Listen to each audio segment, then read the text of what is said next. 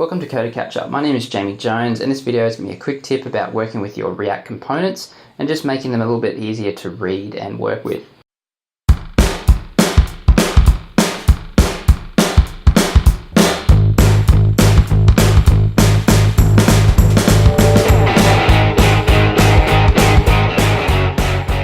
So what happens with some of these components is basically we get a lot of logic within these components, and generally you want to keep your components as simple as possible and keep their responsibility as singular as possible.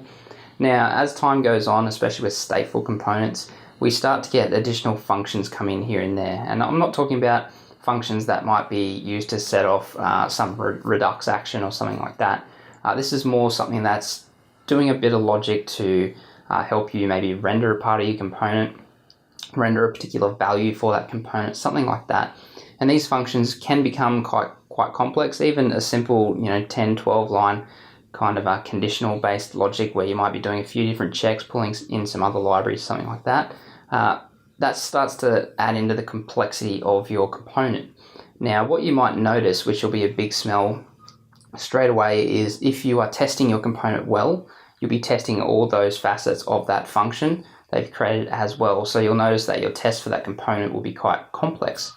So this is a sign that you need to abstract out that function or those functions, depending on how many you have in that component, and move them to a separate library file. So what I generally look at is if there's a bit of complexity that requires a bunch of what looks like unit tests, that's the first kind of point, like I need to move this out now, and I can then go and move that code out, test it as a unit test in isolation, and then just import the function back into that component.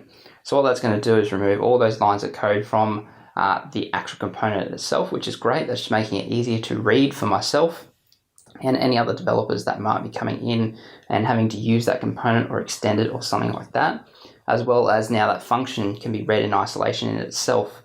So there's a few wins there. So you get the testability, the separation of concerns rather, as well as just making things a lot easier for anyone coming on or even for you coming back in the future.